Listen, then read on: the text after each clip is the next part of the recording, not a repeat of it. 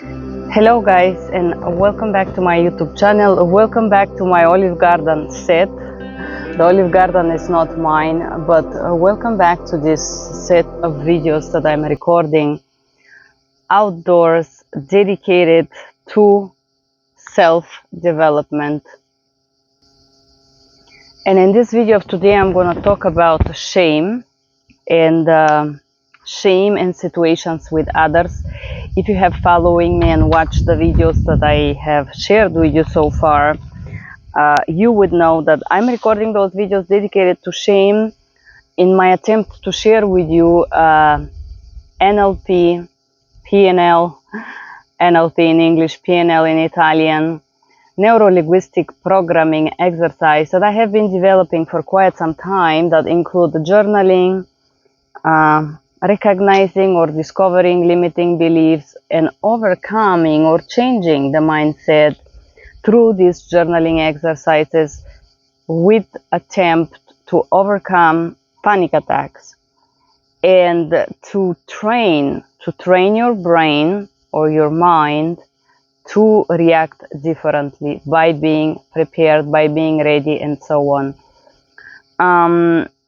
In this video of today, I'm gonna talk about shame story with my grandma.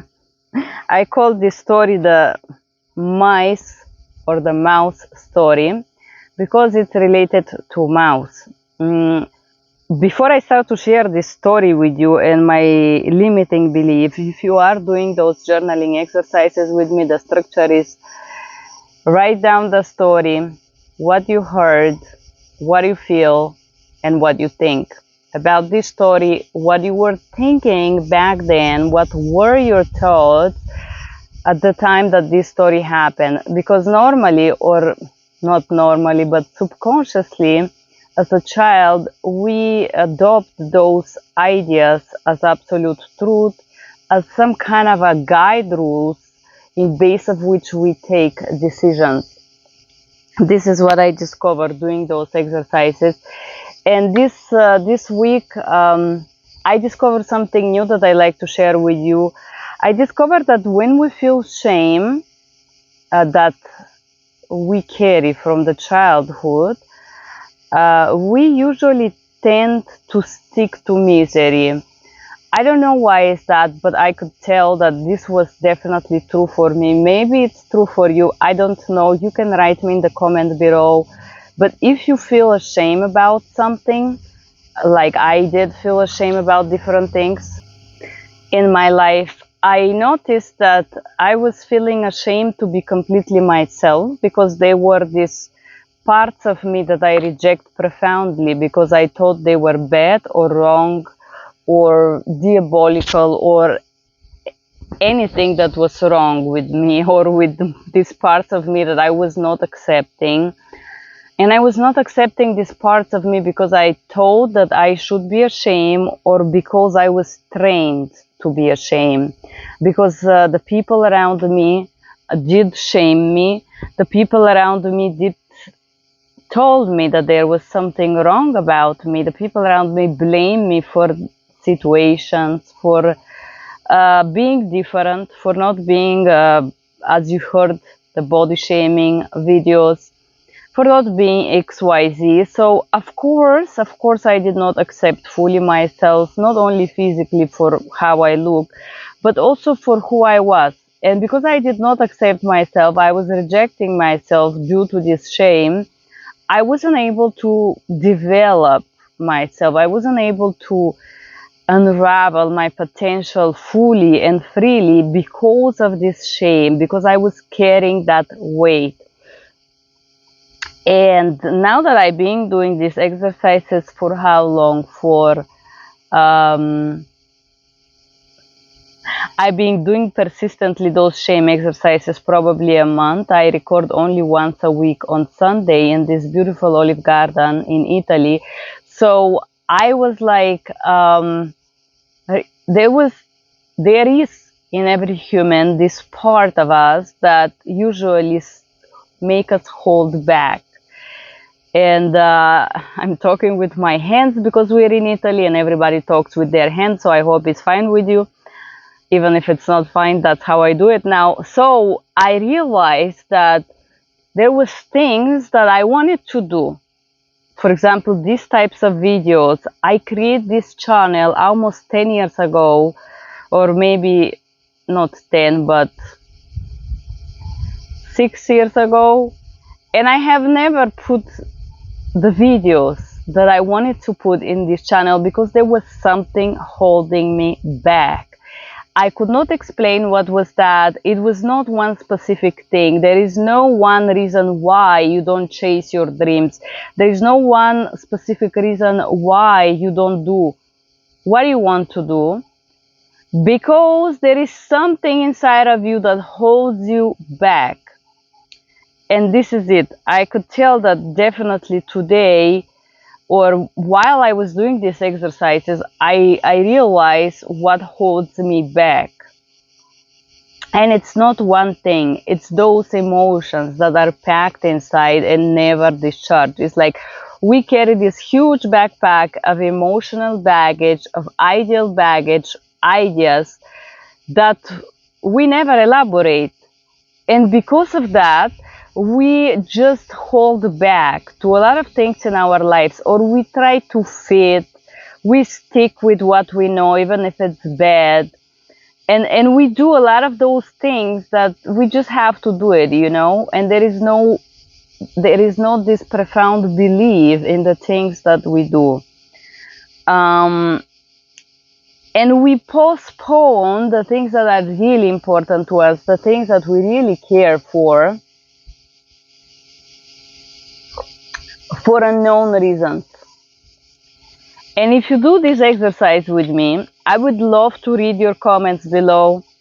Do you postpone your goals, dreams, and ambition? Is there something that you always wanted to do, but you didn't do it for some, just I don't know, reason? If there is, if you want to start doing what you wanted to do forever, instead of looking for the excuses like the money, or whatever it is, whatever the reason you may say to yourself why you don't do what you love or what you want, or what you feel like is important for you, if you do those exercises, this is gonna unravel for you this focus to go and do life today.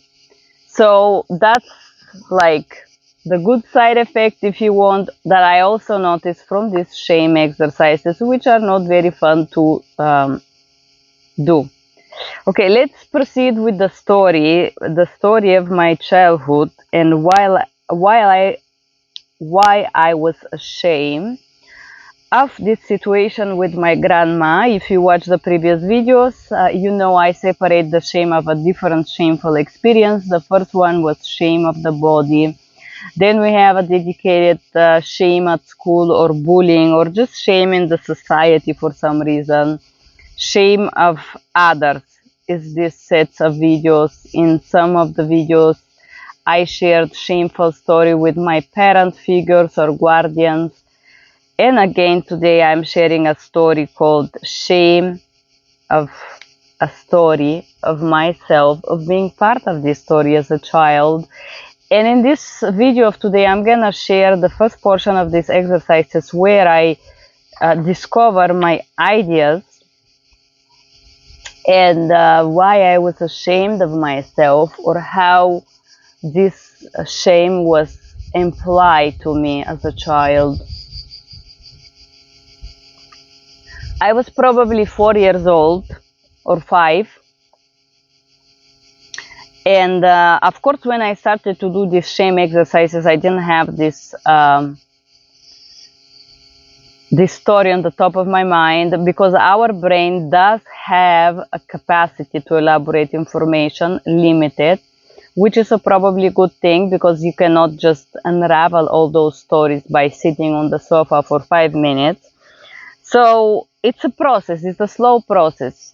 And our mind also have the ability to suppress, or they call it deletion of information in NLP.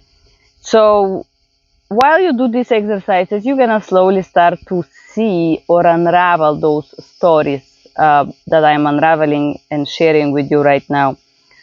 So let's go back to this childhood story, which is a little bit weird. I know it's a weird story, and all those stories that we feel shame and ashamed of in our life are usually weird. So I was 4 or 5, and for some reason, my grandma, not for some reason, in my grandma house, we like to stay, me and my 2 sisters and a brother, because there was food. In my father's house, there was no food and never breakfast. So grandma, instead, she would make us breakfast and she would feed us, like probably excessively feed us, but she would do this. So we were in grandma house, and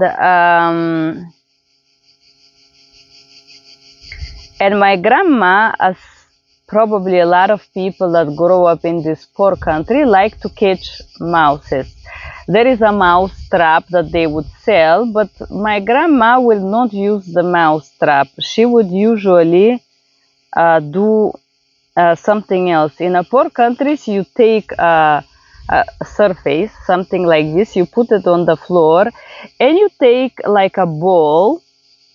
Here I'm teaching you a hack. And you take like a ball from anything, could be metal, or usually metal, because metal is little bit more heavier. And then you put one nutshell from the round one. You put it on the floor, and you make like, I'm gonna mimic this for you. Let's imagine this is the nut, and you would cover it with the cover, and so the cover will be open on one side. So the nut is gonna be usually on the corner. The mouse will get inside the darker part of the ball for protection reasons, and will try to pull this nut in. And when she does it, the ball covers the mouse inside. This is how you catch it, basically. So my mother would do this type of trap for those mice. And then after she catch the mice, after we do breakfast, she will have this, would say she would call it like fun exercise. She would show it as, she would teach us like something fun and good to do, and children, they don't usually understand. So imagine I was 4 years old. So after we finish breakfast, we will go, my grandmother house had like a front porch, and there was few stairs, from cement, and there was a little garden in front. So she will we all gonna get out. She will bring the mice. Usually she would have few of those traps, and she would fill a bucket of water, like the tall ones, almost full, and then she will drop the mouse inside. And children like animals and whatnot. And so we had to watch these mice drown in this bucket, basically. And I remember, like, my brother, he's 1 year younger than me. I was probably 4 and 5, still didn't go to school. So 5, maybe 6 or something, things like that. This type of age, very young age. So my grandma would do this, and we're gonna watch this mouse drown. Sometimes there are 2 or 3. So the mice, they would try to swim in this bucket. This is the truth, and usually they would swim until they die of exhaustion. This is what is actually was happening. I was 4 and I was not understanding very much, but I remember, like, after this, my grandmother will take their bodies, and we will go and dig a hole in the garden and bury them. And at some point during this process, I realized that they are dead. Imagine I did not have TV or a radio, so my abilities to process that were very limited. I was isolated in the village. My grandma had a TV, which was a big luxury, but usually in my father's house, I did not have a TV. But so at some point, I realized that there was something wrong with those mice that we will put in the ground because I will touch it and will be cold and stiff. And I was thinking that it was sick because I was this age, you know, I couldn't rationalize much of that. And I decided that the next morning I will look very carefully to try to understand what is happening to this mouse while they are swimming in this bucket. And I would be like, Grandma, but don't you think they get hurt? And she was like, no, they don't feel nothing. She would like spit and be like, oh, they're so dirty. She would make this very hateful and very kind of vulgar expression towards those mice. And but I didn't see this dirt. Actually, mice are not dirty animals, if you want to know. They're very clean, by the way. You can study mice and see that they are especially these small rats that live in the houses, they are very clean animals. So my grandma would tell us that they're very dirty, you know. And anyways, next day I decided to watch this process. And I watched inside of the eyes of this little mouse that was swimming. I even remember the color of her. It was a gray color. A gray mice, a small ones like this. And I see that the terror in the eyes of this animal was growing. I see like fear, and I just felt these emotions that the mouses was feeling, because I was thinking for a moment, can you imagine being in this bucket and swimming until you die? I just saw this. I remember the eyes of the mouse. I saw the horror and like the fear, and you know, when they start to drown, you could see their body are moving because their heart rate is going very, very high. And they are very small. You could see it in the water because the water gets this, it shakes around them. Even if they are stopping to swim, you could see this, their heart are doing, it's pounding so strong. So I decided that I just didn't feel very well with myself after this. I remember feeling like this weight, and I was not so proud of myself. I'm 4 years old. I was just feeling there was something wrong with what we were doing, you know. And I would be like, but Grandma, it's crying, it's struggling, it's feeling pain. And my grandma would deny all that. Say, no, it doesn't feel nothing. So I was not understanding why we do this, but I noticed that my brother and my sister, who have this sadical tendency, I could say honestly, I think they're sadists deep down, because of those trainings, because this is how you train someone to become a sadist at very fragile age. And I was like, they were very happy when we tortured them, you know. My brothers and sisters, they were particularly excited. They were happy. Yeah, we're gonna do something. For me, that was not a very beautiful experience. I did not feel particularly proud, so I was different than my siblings here again. So because I noticed this, and even though my grandmother denied it, for me, grandmother denying it, I guess, was not strong enough. So I decided to act out of my own self. And so I would take the mouse and let her run from the bucket, like with my hand. And my grandma, she would go ballistic. She would spit and curse and tell me that I'm dirty and disgusting. She would pour so much hate on me because I let the mouse run. She would be extremely, extremely angry. And I did not understand because we were on the yard, you know. Sometimes I would try to make the mouse run, but she would now make us sit around this bucket and make sure the mouses don't run. And if they run, we'll try to catch. You imagine this mouse have been maybe sometimes 30-40 minutes swimming, and then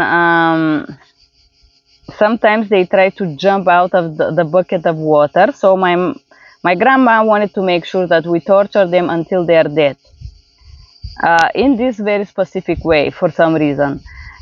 And if the mouse jump, I will accidentally make her run, basically. But I knew I did it purposely, and somehow deep down in my little me was content that I was doing this. And my grandma was so angry. She was so hateful toward me. And so I would be more crafty. Sometimes I would wake up before other children and I would go to see the trap. And if there was a mouse, I would open the trap and make her run and put it back like there is no more mouses, just because I did not enjoy this process of torturing the mice, you know. I would do this sometimes, but I not always wake up early. Before others, and I had to do it quiet so nobody sees me. And I think I was most of the time pretty good at, how to say, at doing these criminal acts in the morning before breakfast. Sometimes I would let them run before we bring them out, and my grandma, she would hate me. She would spit and call me dirty and miserable. She would offend me and spit around me and in front of my brothers and sisters and just tell me that I am dirty like a mouse, and that she would just denigrate me and humiliate me in front of my brothers and sisters. And obviously in the garden there was just a fence, so the neighbors will come. And basically I was feeling like a failure because of how grandma was every morning. She would every morning denigrate me and spit me and offend me because I let the mice run. And the reason that I did this is because I didn't feel in harmony of torturing them, you know. It was very odd. I still believe, well, right now I'm older, but I cannot imagine me with 4 children, 3 and 4, torturing mice for fun. I think this is very sick, you know. But this was how was my grandma. And of course, my emotions here. I felt like I was not in harmony when we tortured those creatures, although I couldn't explain that. I was just feeling disturbed. And when I helped those animals a few times to run, I would hear my grandma spitting and offending me and being angry and hateful and hostile for a very long time. The entire day she would be like not talk to me and make those faces. She will manipulate me basically with her emotions because I was different. So I felt bad for the mouse that they were dead, or I noticed that there was something changing with them, although I didn't know the word dead and I didn't understand what this means. But I felt that I was bad because of the result of our fun. I was seeing these changes. They were no longer moving, and I was confused by this, you know. And I was feeling there is something wrong. There is something bad, that I am bad, that I am different, that I must be crazy. I thought I must be crazy because I don't enjoy this compared to my brothers. They love it. My siblings love this exercise. They were so, I call this exercise, this type of fun. They were excited about it and I was not. And so I was convinced that there is something wrong with me. I didn't feel accepted. I feel shame, guilty, bad, different. Of course, I feel dirty and miserable because my grandma called me dirty and miserable. I must be crazy because I don't enjoy those torture sessions and killing those mice. I felt like bad, no energy, tired, not good, decade. And I was very confused. I was confused with what I would see, this torture of those animals, you know. So on one side, I was very confused between what I was seeing and how I see those mice's bodies, and how my grandma will dig a hole and put them while spitting and cursing like they are the enemy of our life, and seeing their body change, like seeing them dead, that was very confusing and disturbing for me on one side, compared to what was my grandma telling me and teaching me, you know. I felt not accepted. She would ridicule, mock me, humiliate me, lower me. I feel not loved, not accepted, rejected, hate, disgust, not being a fit, being wrong, being not okay, being stupid and defectors. I felt defectors because I was not like my sisters and brothers. Handicapped, bullied, heavy, alone, pressure. I felt disappointed for not being like others, you know, and I reject myself for not feeling those joy and like happiness like my siblings. It was very confusing. I was disappointed of myself. I feel failure, not good, weak. I was worried, tense. I have a problem that is not solvable, and it's me being different. It's me not being like my brothers and sisters, you know. I feel zero, hurt, like bullied, empty. Something is wrong with me. I feel suffocated and stupid, small, not belonging, discomfort, judged, and shame of myself. I did feel all these things as a child. And what I was thinking is that I am the problem because I am bad and wrong. That's why I don't feel this joy that everybody else feel. I do not feel joy to do this because I didn't have words back then to express it, because I'm bad. I am defectus and different is bad and wrong in this case. And there is something wrong with me. I as a child was convinced that there was something and a lot of things wrong with me because I was not fitting, you know. And because of my grandma spitting and offend and blame me, is because I am bad and wrong. That's why she's so hostile and hateful toward me.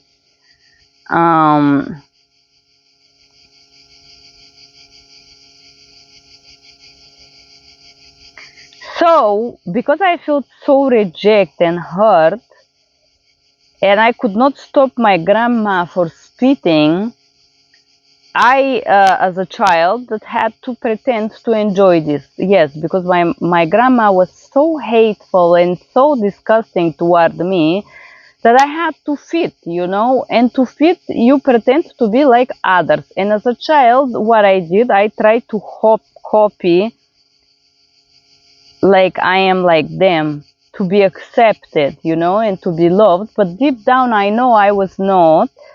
And I feel like I betray myself. It hurt me. It hurt me to pretend that I was something I'm not, but I couldn't stop it because I had to survive.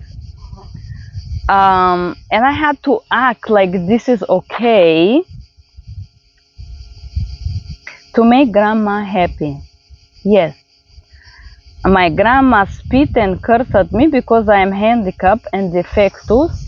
And in order to not get this abuse, I learned that I have to pretend to be like others. Because I was convinced I must be very wrong and bad. And if she spit and cursed, and she reminded me daily for being like those mice, like dirty, miserable, disgusting, I learned to reject myself, and I learned to reject who I am, and judge myself for not feeling joy of torturing animals, you know. And so, of course, I believe I am defectus, I am bad, I am below others. I am bad because I am not like my siblings. I must act and pretend to feel what they feel in order to be loved and accepted. I was not feeling it. I had to pretend I do. I have to act and be it, but I never get love or approval from Granny because I'm just bad, you know. That was my ideas as a child. And that I'm wrong and guilty for not being like sisters and brothers. I must be ashamed that my grandma spit and cursed and offends me. And her actions represent me. This is what I was believing. And I remember I keep apologizing to say I'm sorry, but nothing was ever good enough for my grandma. I call her Granny. She was just angry and would spit and curse and be so hostile towards me. In which process, of course, I did not felt love or accepted. So this is a story of my childhood where I felt profound shame of being me. And here it is where it comes that I had to be different than what I am. I had to pretend to be something I'm not in order to be accepted by these very unhealthy siblings. Have you ever, guys, had a stories with your granny like this one, or with any one of your siblings, or with any story of torturing animals or whatnot as a child, and how you felt ashamed of something, of being in a situation or taking part of something? If so, you can write me your comments below. I would love to read your stories. Thank you guys for being here. Bye bye.